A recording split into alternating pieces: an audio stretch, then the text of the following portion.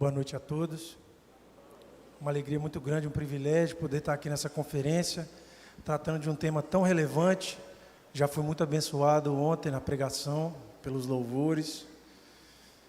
Tenho uma sensação clara que o Espírito de Deus está aqui no nosso meio. E acredito que não vai ser diferente nesse momento de pregação. Eu convido você a abrir a sua Bíblia na Carta Universal, primeira Carta Universal do apóstolo Pedro, no capítulo 3, verso 15, esse texto já foi lido aqui no momento da oração. 1 Pedro 3, 15.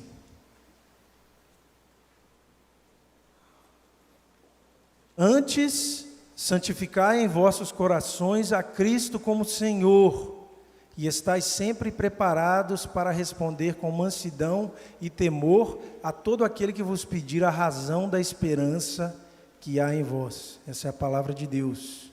Tenha misericórdia de nós, Senhor. Apesar das nossas limitações, que Teu Espírito fale essa noite, que Ele mova em nossos corações, que haja transformação, começar em cada um de nós, posteriormente na cultura que está ao nosso redor. Em nome de Jesus, amém.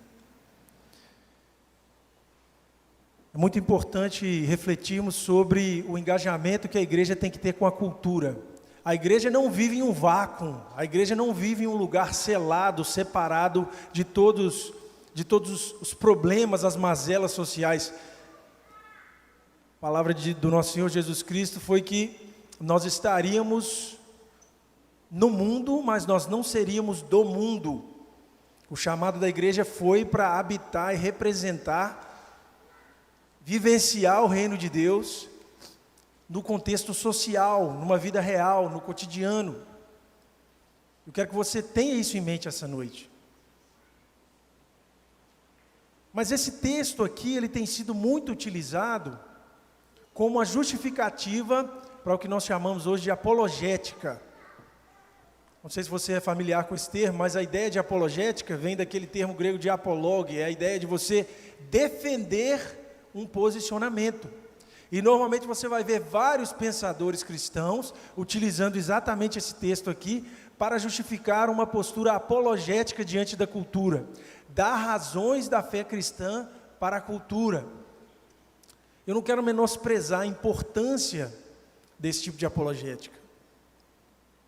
É muito importante engajar racionalmente com a cultura. Eu estou falando aqui de uma apologética chamada apologética evidencialista. Não sei se você já ouviu falar esse termo, mas a apologética evidencialista, ela diz o seguinte, que você precisa mostrar as evidências racionais da existência de Deus e que assim as pessoas serão convencidas de que Deus realmente existe. Mais uma vez, eu não estou negando a importância dessa apologética. Mas me parece, e assim tem dito vários comentaristas recentes, que não era essa a intenção do apóstolo Pedro ao dizer apologética nesse texto. Ele não está dizendo nesse contexto aqui de uma apologética evidencialista. Pedro não está dizendo para a igreja primitiva em Roma assim, esteja pronto para engajar intelectualmente com a cultura romana. Não era isso que o texto dizia. O texto dizia de um engajamento um pouco diferente. Existe uma outra vertente da apologética chamada de apologética pressuposicional. Eu peço desculpa aqui pela quantidade de nomes que eu vou precisar apresentar, mas esse é um prefácio dessa reflexão. A apologética pressuposicional, ela observa a apologética evidencialista, que é aquela apologética assim, você vai mostrar as razões e a pessoa vai ver e vai falar assim, é irrefutável, Deus existe. A apologética pressuposicional vai dizer assim, há um problema nisso, porque toda crença é baseada em algum pressuposto. E, logicamente, toda pessoa que tem um pressuposto, uma base, uma sustentação de crença errado, não chegará às conclusões racionais adequadas. Perceberam, então, o que a apologética pressuposicional diz? Ela é uma apologética menos obrigada a dar respostas racionais. Porque uma apologética pressuposicional, ela entende assim, por que que eu, cristão, tenho que dar razão de toda a minha fé do ponto de vista racional? As pessoas que não são cristãs, as pessoas que não reconheceram Jesus como Salvador, elas também têm vários aspectos da fé dela que são assumidas como verdadeiras. Elas também precisam dar a resposta para os motivos delas.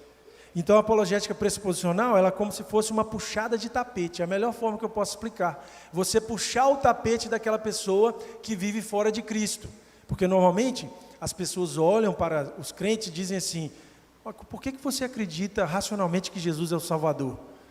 Mas nós podemos perguntar assim também, por que você acredita racionalmente que Cristo não é o Salvador? Tem uma música de uma banda que eu gosto muito, que por coincidência é a minha. Mas a letra da música, a música chama Contra o Amor Não Há Argumento. Anota aí, vai no Spotify, dá clique lá, ganha lá. Mas na letra lá, nós dizemos assim, se sempre faltam evidências para lá e para cá, se tudo no fundo é crença, não chame a sua descrença racional, porque ela não é 100% racional. Então a apologética pressuposicional, ela ainda engaja num aspecto intelectual, mas ela não se sente obrigada a dar toda a resposta. Olha, eu sou cristão, eu tenho resposta para tudo. Olha, não. E faz assim, você que não é cristão, você tem resposta para tudo? Eu posso não ter exatamente todas as respostas que você está perguntando, mas eu tenho, em Cristo, toda a resposta necessária para entender o mundo. Então, qual que é o pressuposto dessa apologética? Só por meio do verbo, da revelação de Deus em Cristo, que nós conhecemos a realidade. Então, o caminho da apologética pressuposicional é um caminho interessante. Mas há uma discussão longa, uma longa tradição de debate entre essas duas abordagens. Mas eu quero dizer que o texto de 1 Pedro 3,15 também não fala de uma apologética pressuposicional. Não fala. Eu não encontrei um termo apologético para dizer exatamente o que esse termo aqui, defesa da fé em 1 Pedro, quer dizer. A melhor forma que eu tenho para te explicar aqui essa noite é que se trata de uma apologética vivencial. E para eu te mostrar isso essa noite, para dar uma resposta de como a igreja pode se engajar com a cultura, eu vou precisar passear um pouquinho pela carta de 1 Pedro. E você vai perceber como o texto nos dá claramente essa perspectiva, que a razão da fé, no caso aqui, é uma consequência de um estilo de vida de submissão a Cristo. Olha lá como que o texto começa, ó. Antes santificar em vosso coração a Cristo como Senhor. E estai sempre preparados para responder com mansidão e temor a todo aquele que vos pedir a razão da esperança da vossa fé. Nós vivemos em um tempo em que as pessoas têm um apego muito grande com a explicação intelectual das coisas. Nós vivemos em um tempo que você dizer algo vale mais do que ser algo.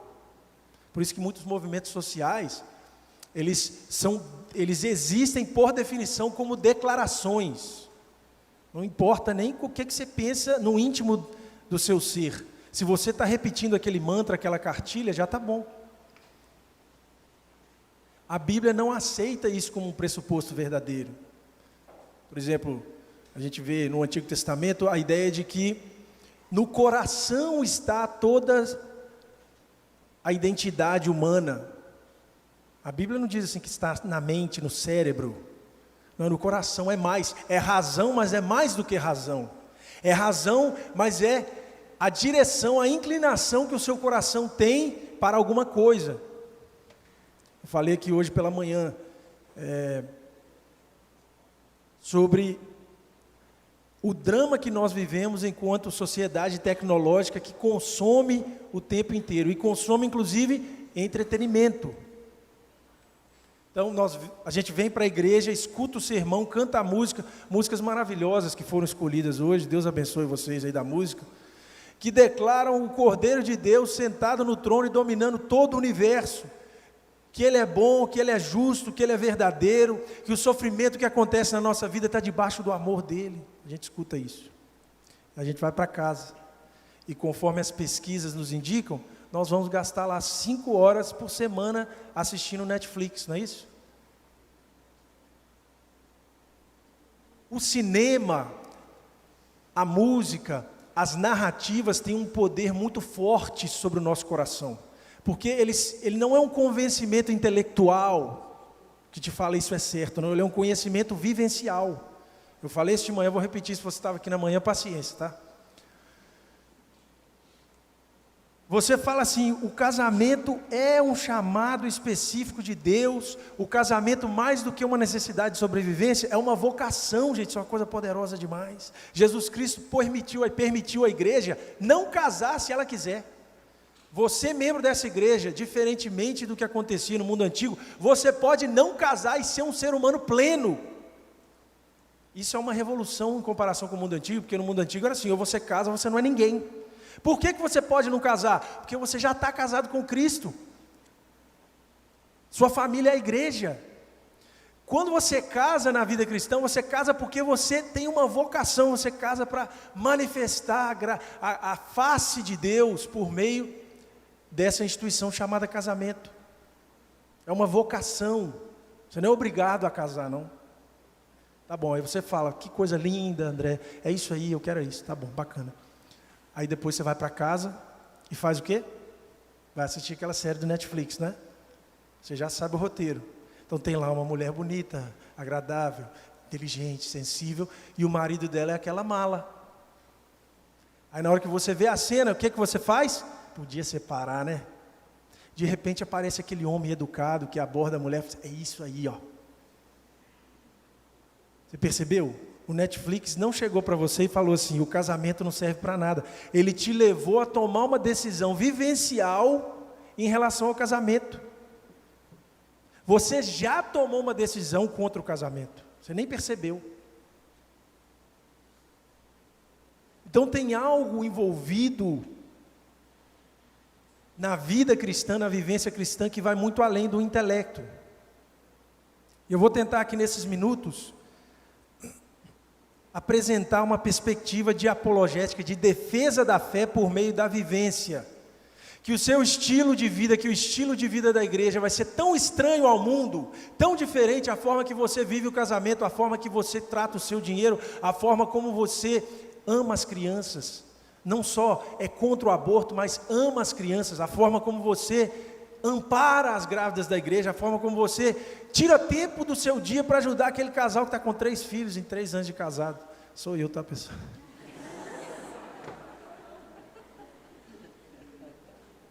Alguém está grávido, quem que vai cozinhar, gente? Sexta-feira nasceu o neném, você sabe que é um caos na hora que nasce o neném.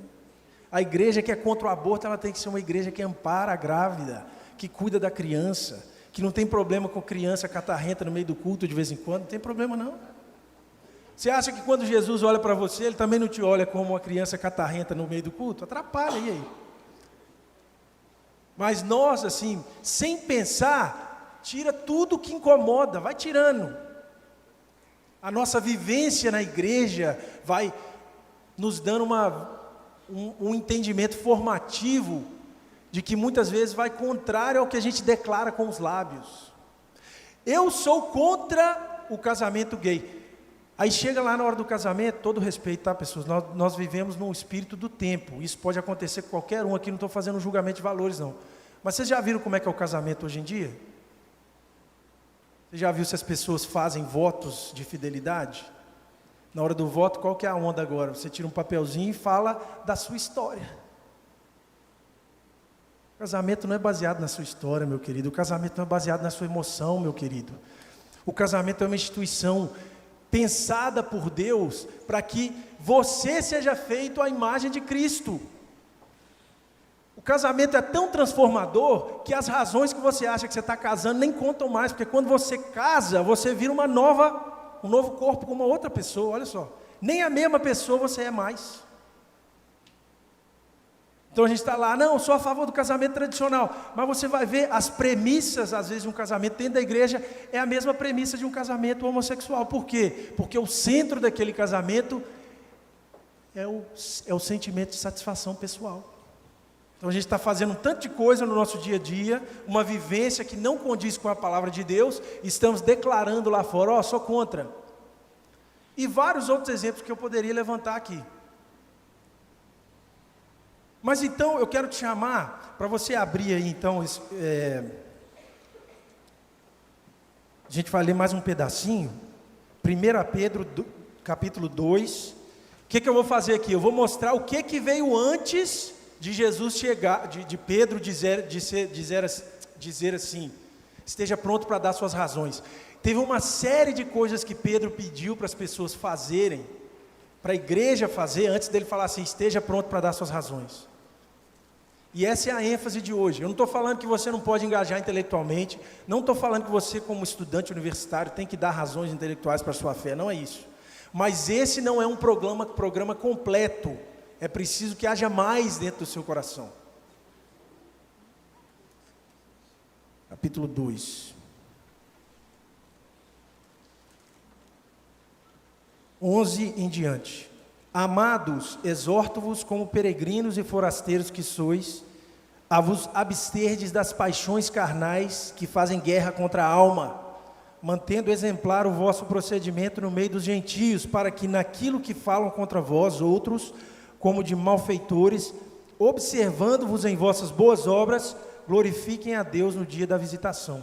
Sujeitai-vos a toda a instituição humana por causa do Senhor, quer seja o rei como soberano, quer as autoridades como enviadas por ele, tanto para castigo dos malfeitores, como para louvor dos que praticam o bem. Porque assim é a vontade de Deus, que pela prática do bem, façais emudecer a ignorância dos insensatos, como livres que sois, não usando todavia a liberdade por pretexto da milícia, mas vivendo como servos de Deus. Tratai todos com honra, amai os irmãos, temei a Deus, honrai o rei.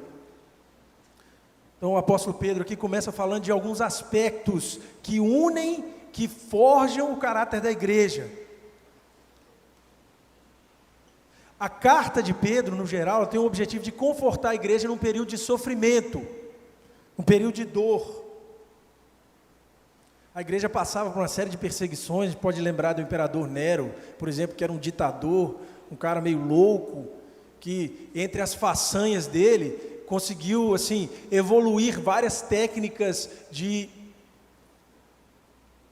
dor contra os cristãos. Alguns relatos dizem, por exemplo, que ele utilizava cristãos para iluminar a cidade de Roma durante a noite. Botava fogo nos cristãos, amarrava no poste. Alguns relatos dizem que eles colocavam cristãos no meio de uma madeira para serrar o meio, no meio de uma tora de madeira. Tantas outras maldades. A carta de Pedro encontra a igreja nesse momento de profundo sofrimento e perseguição.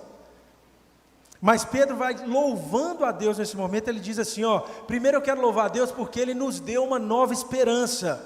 Ele nos permitiu nascer de novo para uma vida de uma esperança numa herança incorruptível.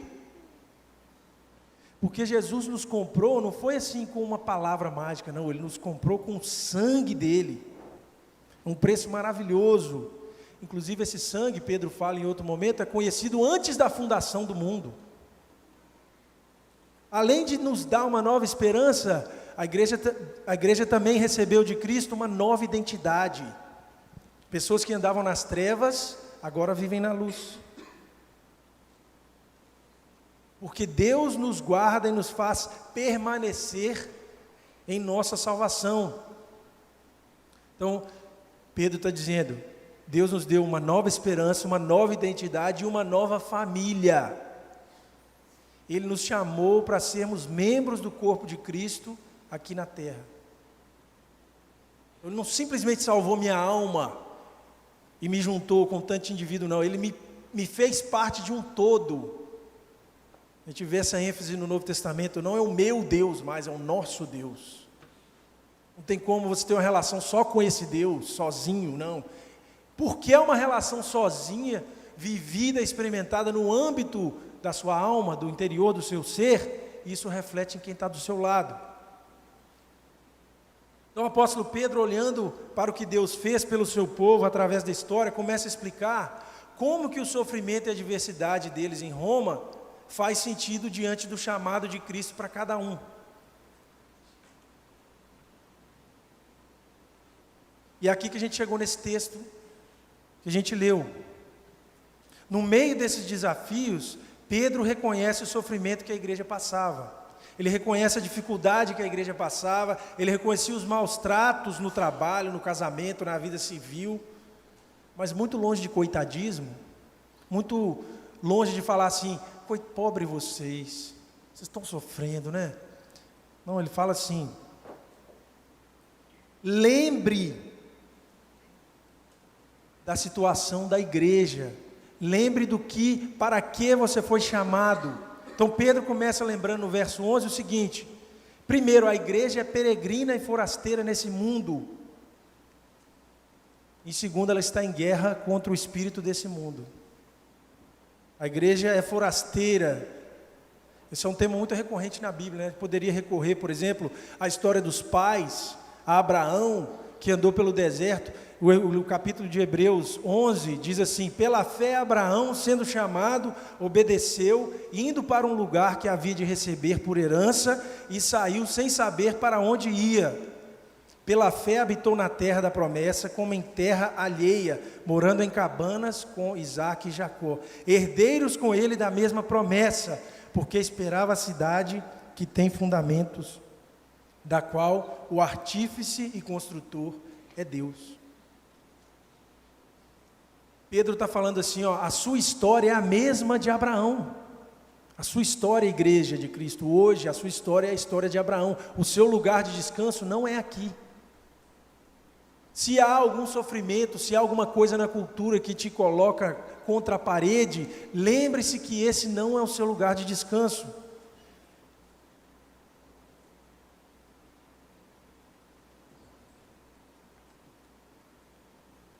Vivenciar injustiças, frustrações, faz parte dessa peregrinação. E mais ainda, Pedro lembra, além disso a igreja está em guerra. Como assim guerra? É uma guerra de cunho espiritual. A vida do cristão é uma vida de paz, mas a definição do dicionário de paz não é a definição bíblica. A definição do dicionário é assim: paz, ausência de conflito. A definição bíblica de paz é paz em meio ao caos. Então você tem uma guerra, primeiro, pessoal com você mesmo, com o velho homem que vive dentro de você, como o apóstolo Paulo diz, mas existe uma guerra com potestades, com forças que se levantam na própria cultura, no próprio mundo, que tentam atacar a igreja. Naquele caso específico, claro, uma perseguição do imperador. Hoje em dia, em alguns países, a gente vive perseguição política, tipos de retaliações e também retaliações intelectuais. Há pouco tempo teve um exemplo aqui na cidade, a própria igreja. São retaliações, são forças que, sabendo ou não, as pessoas que estão ali agindo, sabendo ou não, elas estão sendo direcionadas por potestades malignas contra a própria igreja.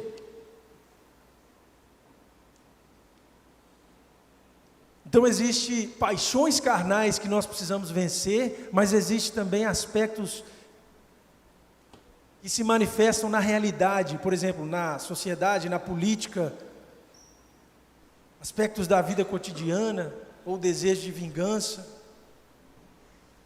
E aqui começa a resposta que o apóstolo Pedro vai terminar na que ele esteja pronto para apresentar a razão da sua esperança. Como lutar essa guerra? A pergunta. Como agir diante de uma situação de embate? Como relacionar com a cultura quando essa cultura rejeita o fundamento da sua fé? Então aqui vai a primeira orientação bíblica. Mantenha o vosso procedimento exemplar. Olha o que o apóstolo Pedro diz. Em outras palavras, faça exatamente o que Jesus instruiu. Ame a Deus com todo o seu entendimento e ao próximo como a si mesmo. O apóstolo Pedro está dizendo assim: eles vão te caluniar, eles vão te perseguir, a cultura não vai te entender. Não vai ser bonito ser cristão. Isso é um erro que nós temos. Às vezes a gente pensa que quando o martírio vier, ou quando a perseguição da igreja se acirrar, ou quando a cultura não entender a igreja, que no fundo a cultura vai estar olhando assim, pobres cristãos, né? Coitados. Não vai ser assim. O martírio, por definição, né, assim, ser rejeitado pela cultura é uma coisa ampla. Ninguém vai olhar para você e falar assim, coitadinho. Não, eles vão olhar para você e falar assim, você é um opressor. Você é maldoso. Mas Jesus, o apóstolo Pedro está dizendo, continue obedecendo ao que Cristo ensinou. Eu lembro aqui do livro do Rodney Stark, que chama A Ascensão do Cristianismo, em que ele faz um capítulo específico sobre a Revolução Cristã nos primeiros séculos. Esse é um livro fantástico, indico todos a lerem. Rodney Stark, acho que é A Ascensão do Cristianismo em português. E ele vai mostrando como o cristianismo deu a capacidade dos primeiros cristãos de agir de uma forma completamente diferente dos gregos romanos. Então, durante a peste negra, por exemplo, aquela doença que existia, o que os romanos faziam? Eles tinham uma fé. Qual era a fé deles? Beba e coma. A vida é assim mesmo. Hoje você está aqui, amanhã você não está, aproveite ao máximo. Então, quando aparecia uma peste, alguma doença contagiosa, o que os romanos tinham a tendência de fazer? Vamos embora daqui, fecha a cidade, deixa todo mundo doente. Na mesma hora que eles estavam se afastando das pessoas contagiadas, quem estava vindo na outra direção? Os cristãos. Eu prefiro morrer do que não amar alguém que precisa da minha ajuda. Essa foi a resposta que os cristãos deram no primeiro século, nos primeiros séculos.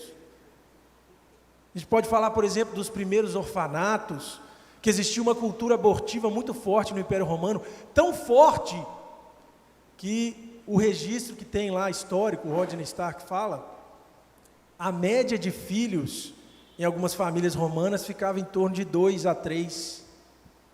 Parece que é um absurdo, né? Porque existia uma cultura de abandono de recém-nascidos. O que os cristãos fizeram? Eles proclamaram, eles falaram abertamente contra o aborto, mas eles fizeram mais. Eles criaram um orfanato. Eles ampararam realmente aquelas crianças que apareciam, porque o cristianismo, como uma comunidade que ama as crianças, ela amparou as crianças, porque ama a Deus. Os hospitais também foram uma resposta dos primeiros cristãos. Então eu acho extremamente importante essa afirmação do apóstolo Pedro, porque a instrução dele não é assim, o que fazer diante da guerra? Se prepare, leia livros, faça mestrado, doutorado, pós-graduação, tenha todas as respostas na ponta da língua. Não, a resposta é, faça exatamente o que Jesus te pediu. Se você for fazer um mestrado, se você for fazer um doutorado, você vai fazer enquanto você faz exatamente o que Jesus pediu. Percebeu a diferença? O apóstolo Pedro aqui está falando então de uma ênfase de um testemunho vivo. E aí ele começa ampliando esse conceito no verso 13. Sujeitai-vos a toda a instituição humana. O que, Pedro? Submeter a Nero? Como? Por quê? Por causa do Senhor, diz o apóstolo Pedro. Porque Ele é soberano e quer o melhor para nós. Então a nossa visão é limitada, a gente vê a injustiça e a gente pensa que Deus não se preocupa. Eu dou o exemplo aqui da igreja primitiva. A igreja primitiva, ela sofreu uma perseguição muito forte em Jerusalém, a ponto de todos os cristãos saírem de Jerusalém. Então, provavelmente o inimigo, o diabo, estava pensando assim, agora eu consegui espalhar esse pessoal aí. O plano está dando certo. Na medida que os cristãos estavam saindo de Jerusalém, eles estavam alcançando o mundo com o Evangelho. Olha que maravilhosa a soberania de Deus. Ah, mas o apóstolo Paulo não era contra a escravidão, ele aceitava a escravidão. Primeiro que o apóstolo Paulo falava que o servo que era convertido, agora ele era senhor, porque ele participava do senhorio de Cristo. E mais, quando um cristão servo era transferido para uma obra romana lá não sei aonde, e aquele vaso de barro levando o que dentro dele? A mensagem de salvação. O testemunho vivo de uma vida de alguém que se submete a Cristo. Então, quando nós nos submetemos às autoridades, nós estamos declarando que Deus é o Senhor sobre todas as coisas. Uma coisa é você falar aqui no culto, Deus é o Senhor sobre todas as coisas. Mas e quando a injustiça acontece? O Senhor é de fato soberano sobre todas as coisas? Significa que eu tenho que fazer tudo que a autoridade civil mandar? Não. Inclusive que a Bíblia é clara, né? Quando há um conflito direto entre o mandamento de Deus e dos homens, a gente tem essa resposta lá em Atos 5:29. É necessário que primeiro obedeçamos a Deus, depois às autoridades humanas. Não é isso que o apóstolo Pedro está dizendo, que você tem que obedecer cegamente a toda autoridade, mas naquilo que não há contradição com o pedido de Cristo, com o mandamento de Deus, obedeça a autoridade, porque esse é um testemunho vivo de um povo que reconhece que Deus é o Senhor da história. Os desígnios do mundo, meus irmãos, não está lá em Washington, não está em Frankfurt, não está nas grandes cidades do mundo, ela está no joelho da igreja que ora. Isso é uma visão escatológica poderosíssima de Apocalipse. A igreja participa com Cristo do governo de todas as coisas, em submissão a Cristo. É por isso que a gente pode ser manso quando uma coisa injusta acontece, porque nós sabemos que Deus é justo, nós sabemos que no momento adequado Ele vai fazer justiça. Eu não preciso tomar as rédeas da história com a minha mão para fazer um mundo melhor, não, porque eu sou o problema do mundo, eu sou o primeiro problema do mundo, eu mesmo. Como que eu vou construir um mundo melhor com minhas próprias mãos?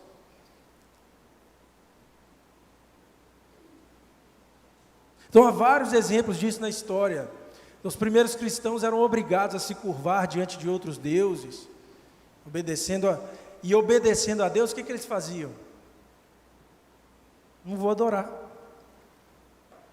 Por isso mesmo, eles pagaram até com a própria vida, porque naquilo que havia conflito com a lei de Deus, o cristão é chamado a obedecer à lei de Deus, não aos homens. O cristão, ele teme a Deus, ele não teme aos homens. É por isso que o cristão não tem medo da morte. Em Mateus capítulo 10, Jesus diz isso. Se não me engano, é o capítulo 10 mesmo. Não tenham medo das pessoas que vão perseguir. Tenha medo daquele que pode tirar a sua vida. Está falando ali do próprio Deus. Quando você tem um temor diante de Deus, não precisa haver mais medo.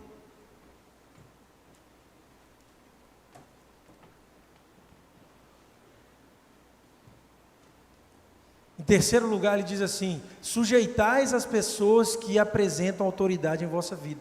Então, não só a autoridade, mas as pessoas do dia a dia que apresentam autoridade. Professores, familiares, no trabalho, na família, nos relacionamentos, na igreja. Na igreja a coisa fica mais complicada, né? Porque você pode até submeter um trabalho. Se você não submeter, você vai sentir no bolso, não é? Mas a nossa prática de consumo, ela nos leva a uma posição assim, de muito conforto na igreja às vezes, que a gente pensa assim: não estou gostando não, vou procurar outra. Não estou gostando desse líder aí não, vou... Até porque, se eu sair da igreja, quem perde é ela, porque é eu que contribuo lá.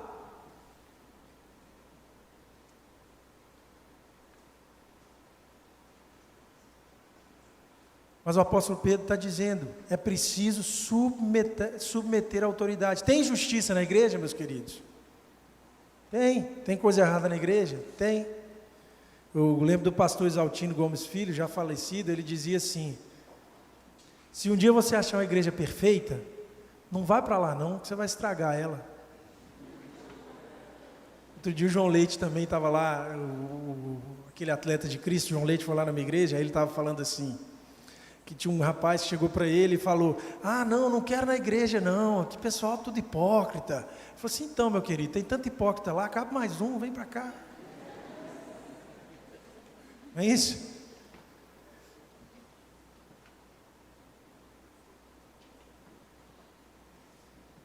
Mesmo que haja injustiça, você vai submeter, porque isso é a forma de agradar a Deus, especialmente porque essa é a forma que Deus escolheu para a gente combater o mal no mundo.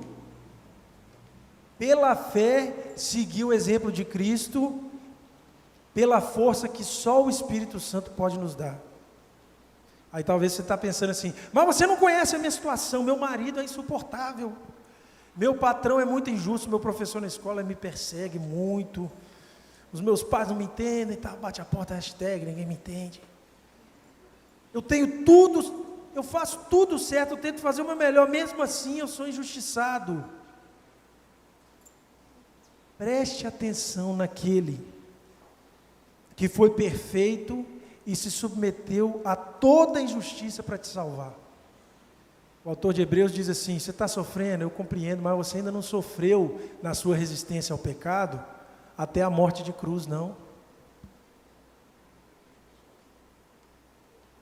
E a palavra bíblica é essa, que Deus não nos dá desafios que Ele não nos dê condições de suportar, de superar, pela dependência do Espírito.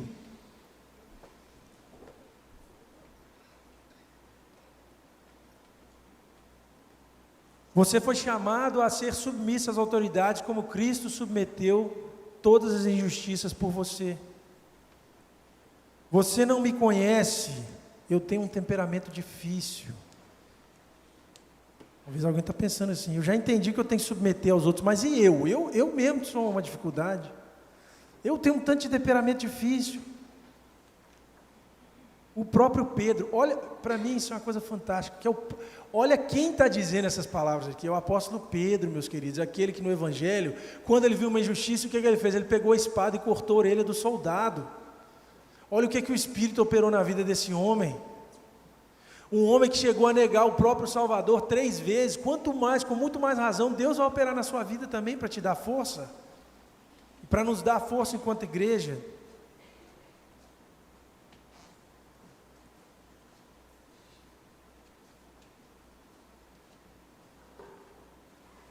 Jesus é capaz de transformar o caráter do homem. Um homem vingativo como era Pedro, um homem paciente, manso, submisso e confiante a Deus. Quem poderia imaginar que aquele homem impetuoso como Pedro estaria dizendo para a igreja assim: confie em Cristo, confie em Deus. Eu sei que esse mundo aqui não é o lugar do seu descanso, eu sei que tem injustiça, eu sei que tem coisa difícil, eu sei que engajar com a cultura não é fácil, mas faz isso em submissão a Deus. Não tome as rédeas da história.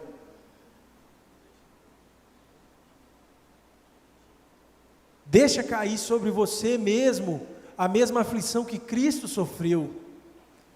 Porque a aflição que você sofre é privilégio. As pessoas não rejeitam você, não. Quem é você? Quem sou eu para a gente ser rejeitado? Eles rejeitam o Cristo que habita em nós. Nós não somos ninguém para ser ultrajados. Existe um pai da igreja chamado Basílio, o Grande, e ele fala o seguinte: toda vez que você se sente ultrajado, há um problema de orgulho. Se chegar uma criança para você e falar assim: seu bobo, você vai falar assim: nossa, estou extremamente ofendido. Você vai falar assim? Não, você vai falar assim: aqui ó.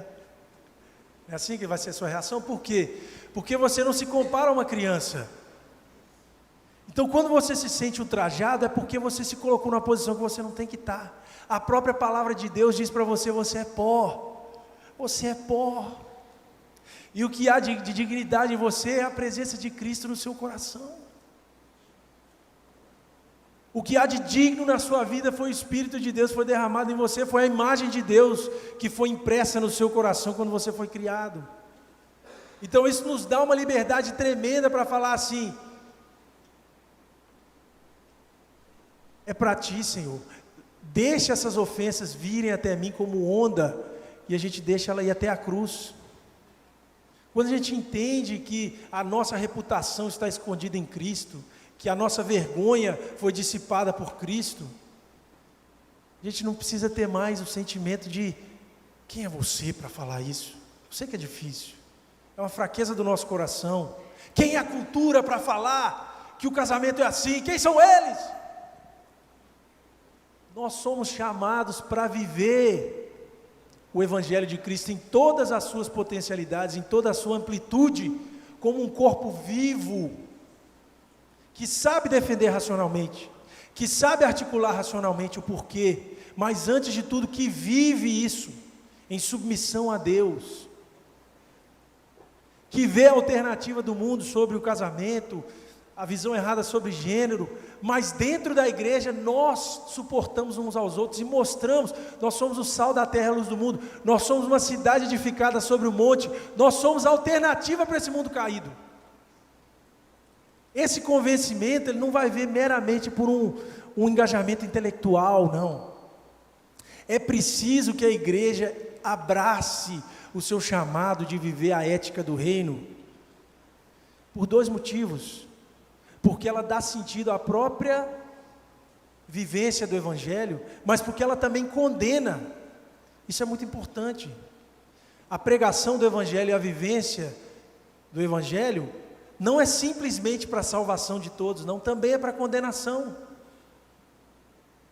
Porque o que diz a palavra aqui? Que eles vão ver as obras que estão feitas e vão glorificar a quem? Ao Pai que está no céu. Eles vão glorificar.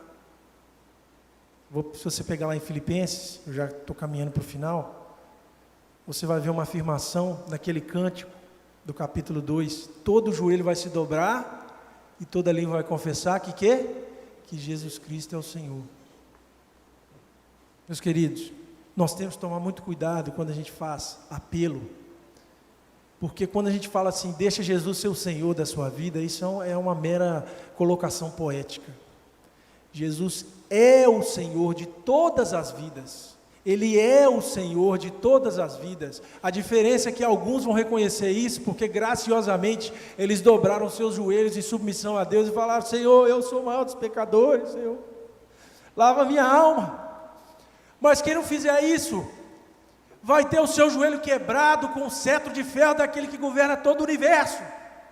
Nós não estamos recuados, meus queridos. A igreja de Cristo governa com Ele.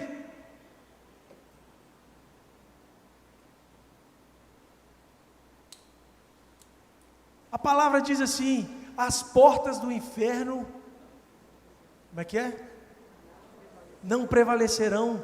Não é que aquela porta ali da igreja está fechada e a gente está assim: eles não vão passar não, pode ficar tranquilo aqui dentro que eles não vão passar, não.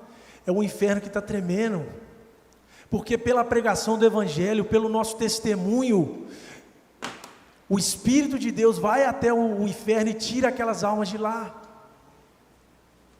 É com essa confiança que a gente enfrenta os problemas da cultura. É com essa certeza que nós enfrentamos o problema da cultura. Não é simplesmente um problema de engajamento intelectual. Não é exaurir todos os argumentos e mostrar que quem está lá fora está errado. Isso não vai resolver o problema. Antes de tudo, essa é uma obra do Espírito Santo. O engajamento com a cultura é, antes de tudo, submeter a Cristo e deixar o senhorio de Cristo tomar conta de todas as nossas esferas. Não estou falando aqui que você tem que ficar só aqui dentro da igreja, não. Eu estou falando que você é a igreja onde você está. Que lá no seu trabalho, quando houver alguma injustiça, ao invés de recorrer à linguagem do direito do consumidor, você vai recorrer à linguagem do amor, da paciência, da submissão. Que lá no seu casamento, quando alguma coisa acontecer que não for legal, você não vai submeter a linguagem dos seus direitos. Um evangelista chamado Leonard Ravenhill, ele falou que a palavra direitos não está no vocabulário cristão. A palavra são duas: obediência e sacrifício. Obediência e sacrifício. Eu poderia aqui ter dado uma explanação sobre engajamento intelectual, isso tudo é muito importante. Não me entendam mal, é importante dar razão da nossa fé intelectualmente também. Paulo lá, em capítulo 17, em Atos, ele deu uma explicação de um engajamento mais intelectualizado. Mas nesse caso específico aqui, Pedro está falando, tem hora que é o seu testemunho vivo, em submissão a Deus, manifestando claramente com a sua vida que você declara, o Senhor é o Senhor sobre todas as coisas, sobre o universo. E toda maldade que é praticada contra a igreja, toda injustiça que é praticada no mundo, está sob o controle de Deus, e Ele é juiz. Ele vai julgar, Ele vai vindicar a justiça de toda maldade que é feita. Eu tive a oportunidade de falar algumas vezes, lá na minha região, sobre o problema da ideologia de gênero. E nessas 2 vezes, eu sempre batia nessa tecla, e assim que eu termino com esse exemplo, que pode ser expandido para várias áreas da vida. Articular uma defesa contra a ideologia de gênero é importante, é fundamental. Mas ser um corpo vivo que valoriza a ideia de casamento não é menos importante. É tão fundamental.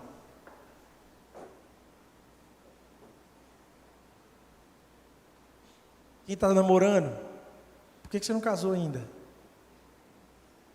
Quem está casado, por que você não teve filho ainda? Eu sou contra o aborto, mas não está na hora de eu ter filho não, porque eu tenho que fazer tanta coisa na minha vida ainda, eu tenho que fazer aquele curso, eu tenho que fazer aquela outra coisa. Estão percebendo? Eu não estou te colocando aqui uma lei não, isso é uma questão que você vai ver em submissão a Deus, até porque não é tão simples assim, mas vocês percebem? Ser contra o aborto, do ponto de vista cristão, é mais. Ser contra o aborto é pureza sexual. Como é que anda o seu namoro? Bacana, você falou lá na frente, todo mundo que você é contra o aborto. Como é que está a pureza no seu namoro? Bacana, você falou que você é a favor do casamento bíblico. Como é que anda a cooperação entre o homem e a mulher dentro da sua casa? O que nós, enquanto homens, fazemos para liderar espiritualmente a nossa família? O que as mulheres têm feito para dar suporte? Porque o casamento é uma parábola maravilhosa da redenção do mundo. Quando alguém vê um casamento funcionando, aquilo ali é a mensagem do Evangelho, num certo sentido. Eu poderia expandir isso aqui para outros exemplos, mas vocês entenderam o espírito. É importante a gente abraçar essa responsabilidade. Não adianta colocar uma série de informações dentro da nossa cabeça e falar assim, agora eu estou pronto para engajar com a cultura. Não foi essa a abordagem dos apóstolos. É preciso que o Espírito de Deus opere essa operação milagrosa no nosso coração, que é tirar aquele coração de pedra, colocar um coração de carne e nos fazer obedecê-lo de forma real, viva. Eu convido você a abaixar sua cabeça nesse momento. Vamos orar. Deus, obrigado porque o Senhor é o Senhor da história. Obrigado porque a Tua vontade é justa, perfeita, agradável. Obrigado porque o Senhor nos capacitou com racionalidade, com a capacidade de argumentar, de buscar explicações em obediência ao Teu Espírito, Senhor. Mas nesse momento eu oro por essa igreja, eu oro por cada um de nós aqui, que o Senhor traga um renovo em relação à inclinação do nosso coração, Senhor. E mais do que uma igreja, uma comunidade aqui em Belém que seja capaz de dar razões intelectuais para a fé, nós sejamos pessoas capazes de viver uma vida que cause nas pessoas ao nosso redor o desejo de conhecer a nossa esperança, Senhor.